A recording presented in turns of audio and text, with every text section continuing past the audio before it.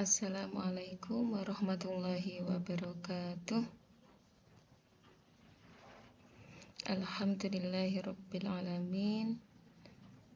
Anak-anak SMP Negeri 14 yang Ibu sayangi, puji syukur kita panjatkan kepada Allah Subhanahu wa taala karena kita masih diberikan kesehatan, diberikan umur panjang, sehingga pada kesempatan kali ini kita masih sama-sama diberikan kesempatan untuk bisa belajar mata pelajaran pendidikan agama Islam dan budi pekerti kelas 8 dengan tema rendah hati, hemat, dan sederhana terkait dengan Al-Quran surat Al-Furqan surat ke-25 ayat 63 dan Al-Quran surat Al-Isra surat ke-17 ayat 27.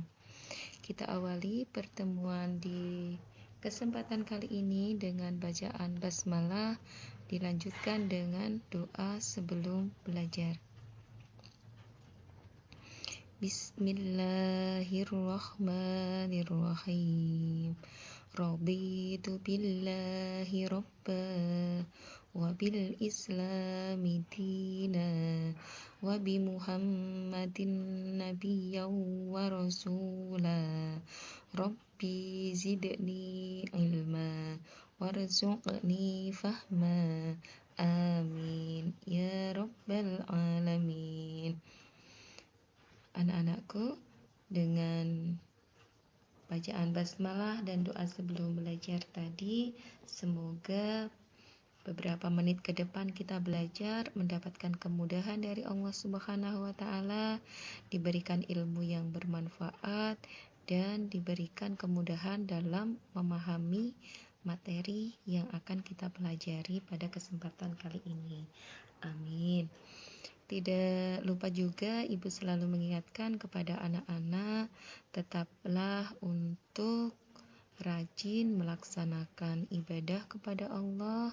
Dengan kalian banyak tinggal di rumah, perbanyaklah sholat sunnah tentunya ya, juga perbanyak bacaan Al-Quran, dan jangan lupa selalu sisipkan doa terbaik kalian di setiap selesai sholat. Mohon kepada Allah Subhanahu wa taala agar pandemi yang melanda negeri ini, yang melanda dunia, yang melanda bumi Allah ini segera berakhir dengan dicabutnya virus COVID-19 atau yang kita kenal juga dengan nama Corona dari permukaan bumi ini, sehingga kita bisa belajar bersama lagi, belajar tatap muka secara fisik di sekolah seperti pada waktu-waktu yang lalu sebelum kita dicanangkan untuk belajar dari rumah atau BDR. Kemudian selanjutnya terkait dengan materi yang kita pelajari pada kesempatan kali ini, Ibu sudah siapkan peta konsep sebagai berikut. Peta konsep ini Ibu ambil dari buku PAI dan Budi Pekerti kelas 8 semester 1 ya, pada bab 7. Di sana terdapat kajian mengenai rendah hati, hemat, dan sederhana.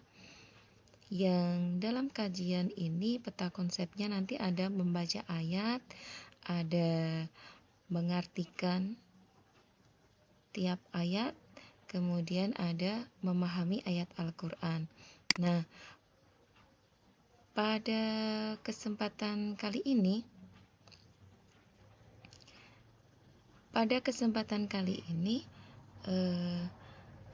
yang kita pelajari itu titik tekannya pada membaca ayat Al-Quran tentang rendah hati, hemat, dan sederhana.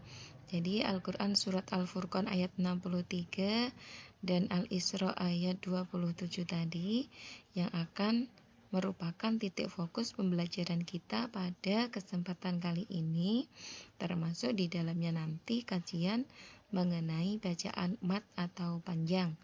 Jadi bacaan tajwidnya titik fokusnya pada memahami bacaan mat atau panjang.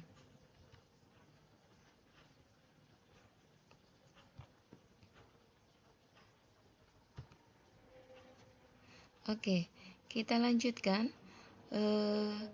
Sesuai dengan peta konsep yang tadi telah Ibu paparkan, tujuan pembelajaran kita kali ini yaitu setelah anak-anakku mengikuti kegiatan pembelajaran yang memanfaatkan strategi scientific learning dan reading aloud secara daring, peserta didik anak-anakku nanti dapat yang pertama, membaca ayat Al-Quran tentang rendah hati, hemat, dan sederhana, yaitu Al-Quran Surat Al-Furqan, surat ke-25 ayat 63, dan Al-Quran Surat Al-Isra, surat ke-17 ayat 27 dengan tartil.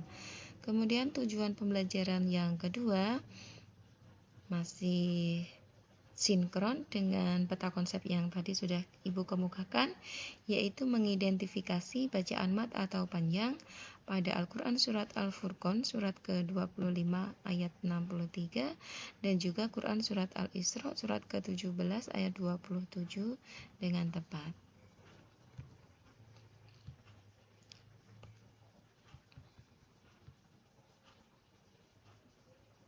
Oke, sekarang sebelum Ibu lanjutkan pada materi untuk mencapai tujuan pembelajaran yang pertama, perlu Ibu sampaikan dulu bahwa tagihan pembelajaran kita pada hari ini yaitu penilaian keterampilan kalian.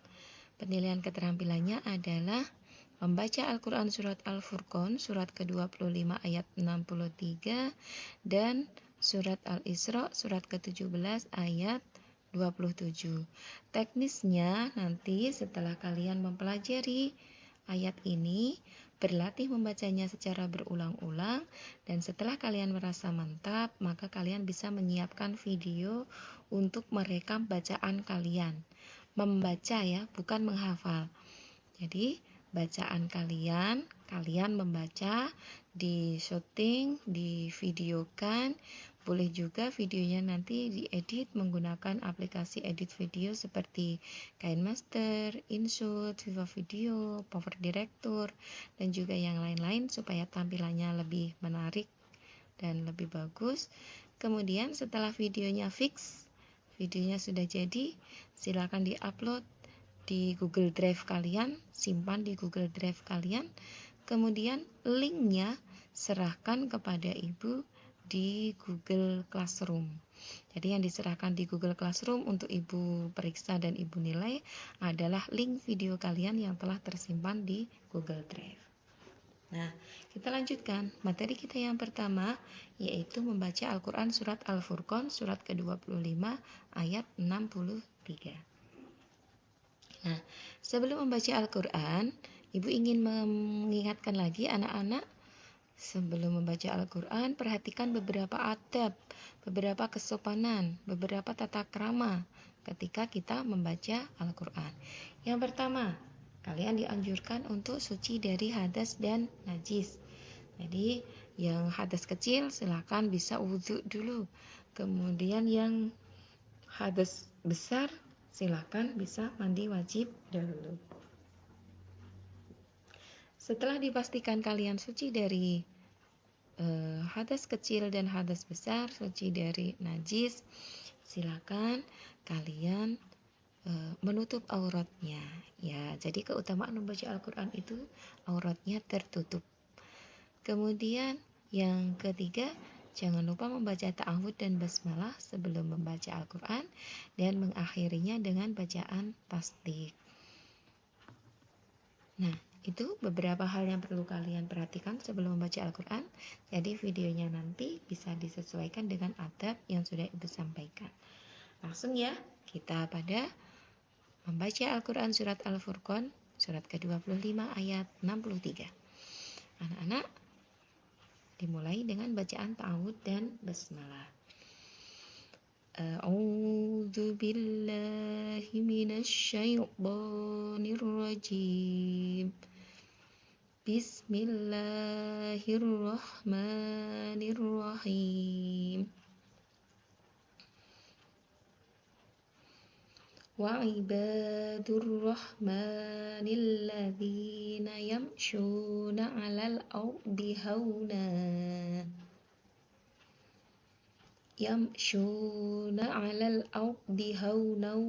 وإذا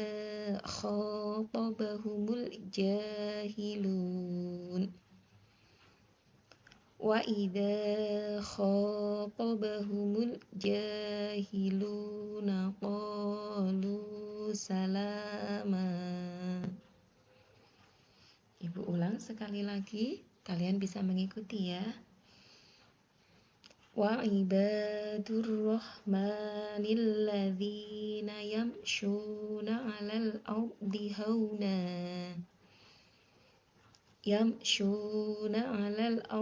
هونا وإذا خاطبهم الجاهلون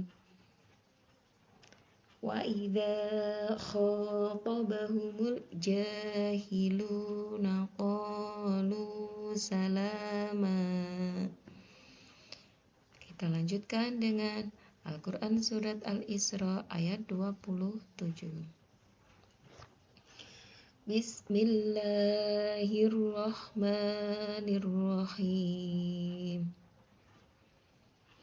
Innal mubadzirina kanu ikhwana syayatin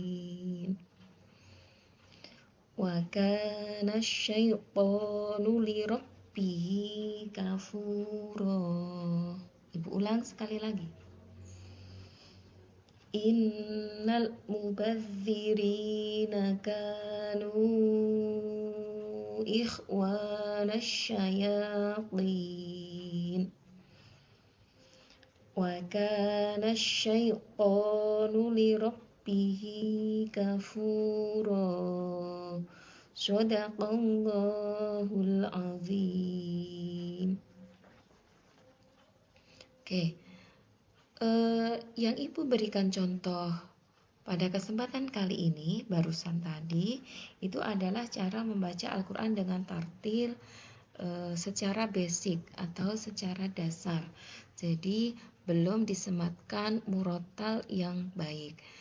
Kemudian jika anak-anak nanti menyerahkan video ke Ibu, misalnya dengan menggunakan murotal yang lebih bagus, tentunya Ibu akan lebih senang, Ibu akan lebih bahagia. Berarti anak-anak sudah bisa membaca Al-Quran lebih baik dari Ibu. Tetapi jangan lupa, ketika membaca Al-Quran dengan menggunakan murotal, dengan menggunakan lagu yang lebih baik, itu jangan sampai mengabaikan makhorijul huruf, jangan sampai mengabaikan bacaan tajwidnya, juga jangan sampai mengabaikan mengenai fasohah, mengenai waqaf dan wasolnya. Intinya makhraj huruf, tempat keluarnya huruf harus betul, tajwidnya juga harus betul, kemudian fasohah, tempat berhenti, tempat mengulang lagi, itu dilakukan dengan tepat. Contoh ya, misalnya menggunakan murotal. A'udzu billahi minasy syaithanir rajim. Bismillahirrahmanirrahim.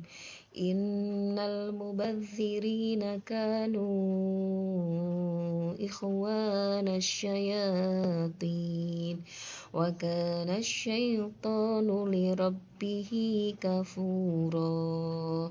Bismillahirrahmanirrahim. Wa ibadur rahmanil ladzina yamshuna 'alal ardi hauna wa idza khatabahumul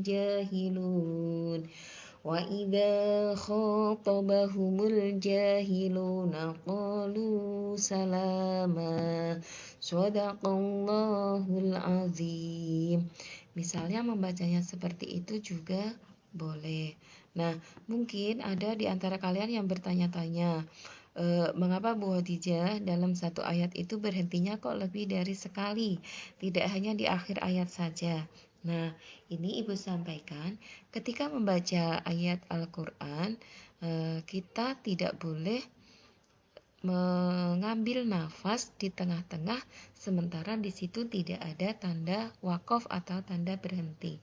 Jadi kalau memang nafas kita tidak sampai, nafas kita tidak cukup, kita boleh berhenti dimanapun kita merasa tidak mampu lagi meneruskan ayatnya, dengan catatan nanti akan diulang lagi dari ayat-ayat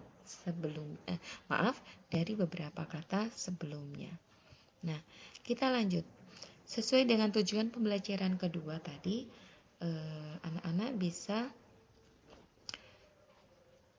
mengidentifikasi bacaan mat pada Al-Quran surat Al-Furqan ayat 63 dan Al-Isra ayat 27. Nah, sebelum kita identifikasi lebih lanjut apa saja bacaan mat yang ada di kedua ayat tadi, perlu Ibu sampaikan terlebih dahulu bahwa bacaan mat di sini itu ada dua macamnya. Ada mat asli dan ada mat far'i, ya. Mat asli itu dia disebut juga mat tabi'i, sedangkan mat far'i itu maksudnya adalah mat turunan. Jadi bukan lantas karena ada mat asli kemudian ada mat palsu. Jadi maksudnya di sini mat asli dan mat turunan. Mat turunan di sini itu maksudnya di dalam mat far'i ini sebenarnya itu ada juga bacaan mat tabi'i di dalamnya. Maka dari itu dinamakan mat turunan. Jadi mat yang merupakan pengembangan dari mat tabi'i. Nah, pada sesi kali ini yang kita pelajari tentang bacaan matnya itu adalah mat wajib mutasil, mat jaiz munfasil, mat arid lisukun, dan juga mat iwad. Nah, karena tadi ada mat aslinya, sehingga pembahasan kita mengenai bacaan mat atau bacaan panjang di sini ada 5 macam, ya. Mat tabi'i, mat wajib mutasil, mat jaiz munfasil, mat arid lisukun, dan juga mat iwad.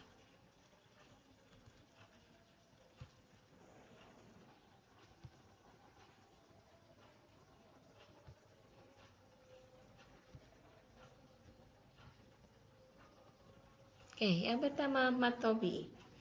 Disebut mat tabi'i jika ada harokat fathah yang diikuti dengan alif, kasroh diikuti dengan ya sukun, atau dhammah yang diikuti dengan waw sukun.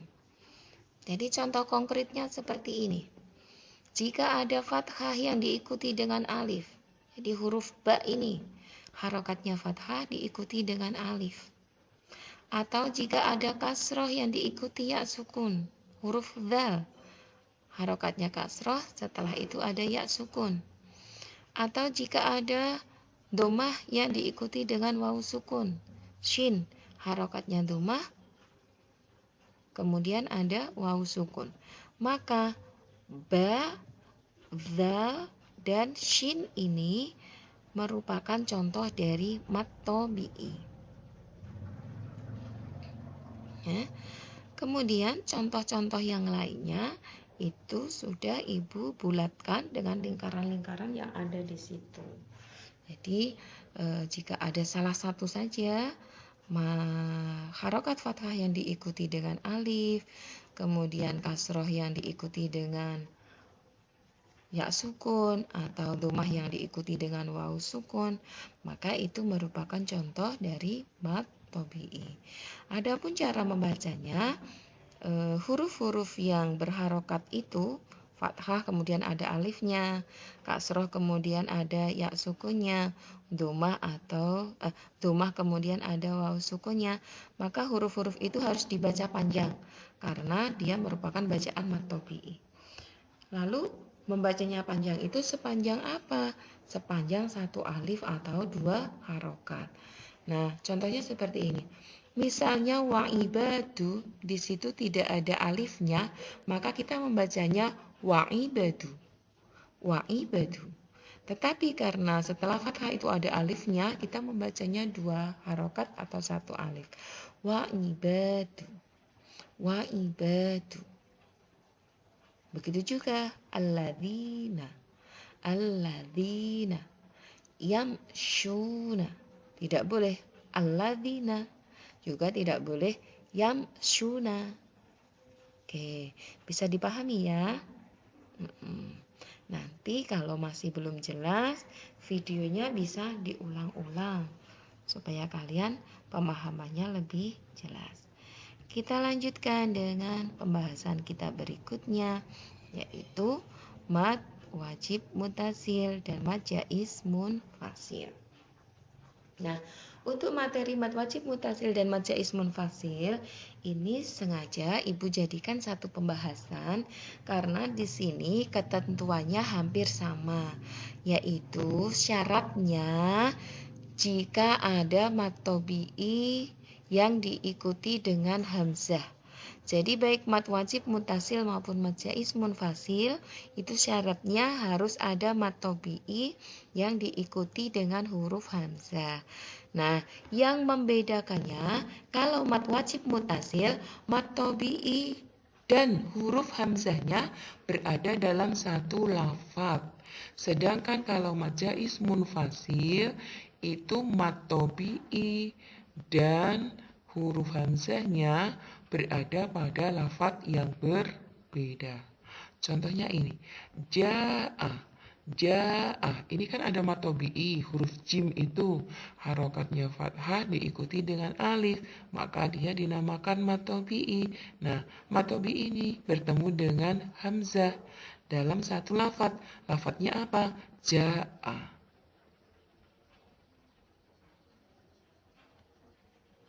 Beda dengan yang ada di sebelah kanan. Ma'abud. Mad tabi'inya mana? Mad tabi'inya ini. Ma. Mim harokatnya fathah diikuti dengan alif. Bertemu dengan hamzah. Nah, mad tabi'inya berada pada lafaz ma. Hamzahnya terdapat pada lafaz a'bud. Jadi mad tabi'i dan hamzahnya terdapat pada lafaz yang berbeda. Inilah perbedaannya.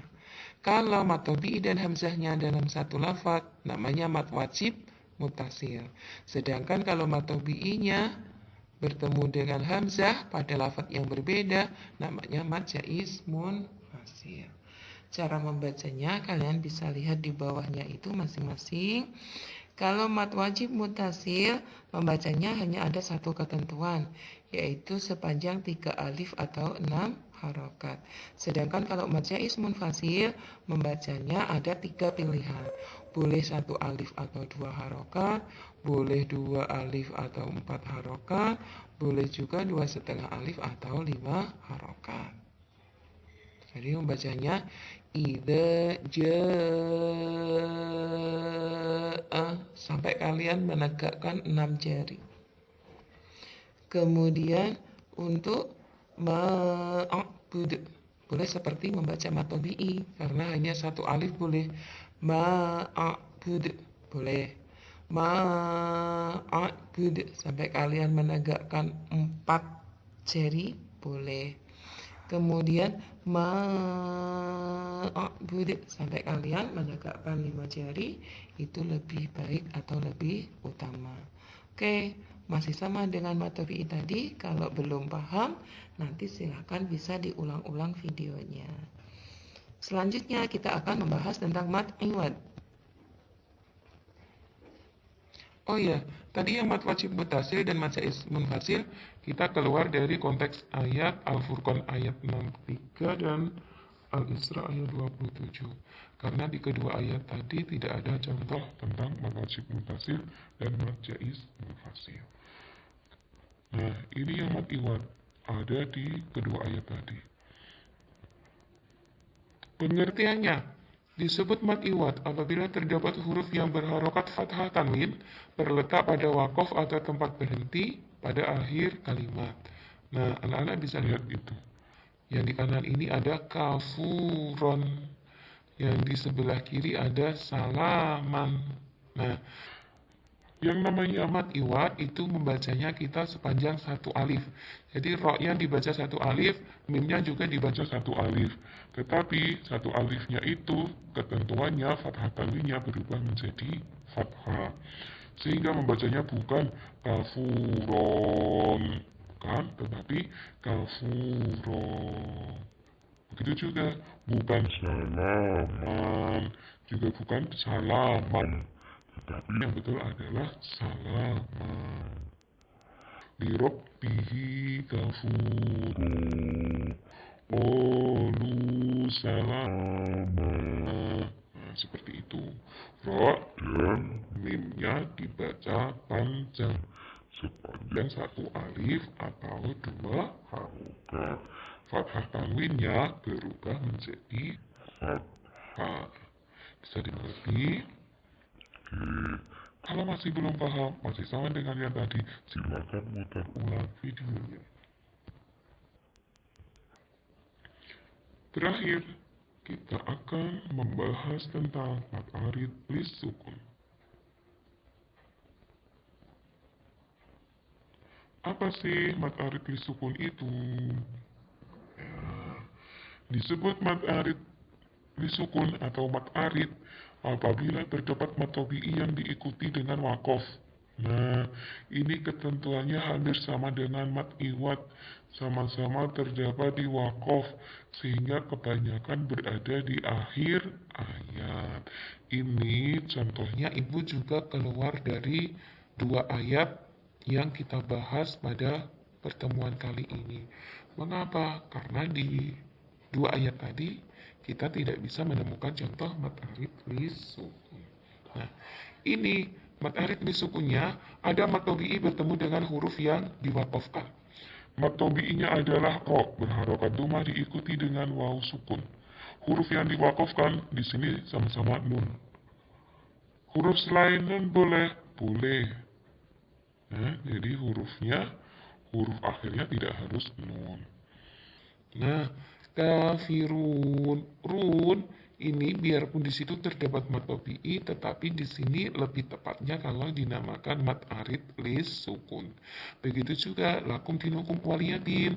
Meskipun di sini bisa juga disebut mad tabi'i, tetapi kalau kasusnya semacam ini berada di akhir ayat bertemu dengan huruf yang diwakafkan, maka lebih tepat kalau itu dinamakan sebagai mad arid lis sukun. Cara membacanya ini ada tiga ketentuan juga. Boleh dibaca sepanjang satu alif seperti mad tabi'i, boleh juga dibaca sepanjang dua alif seperti mad jais munufasil, boleh juga yang paling bagus dibaca tiga alif atau enam harokat seperti mad wajib muttasil. Kafirun boleh, kafirun boleh, kafirun juga boleh banget.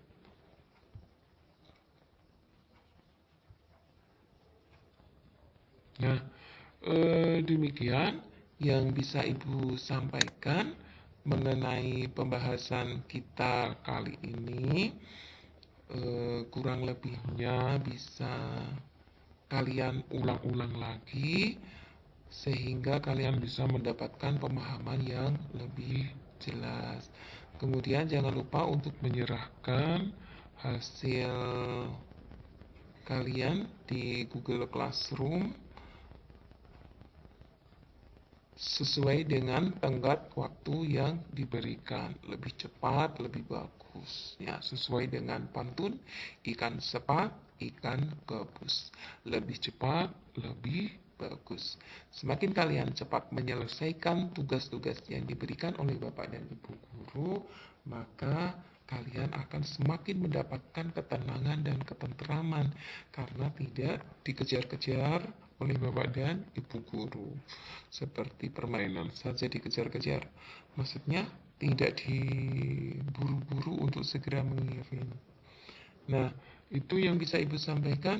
Kita akhiri pertemuan kita kali ini dengan membaca hamdalah bersama-sama. Alhamdulillahirabbil alamin. Burung Irian, burung cendrawasih. Cukup sekian dan terima kasih. Wabillahi taufiq wal hidayah. Wassalamualaikum warahmatullahi wabarakatuh.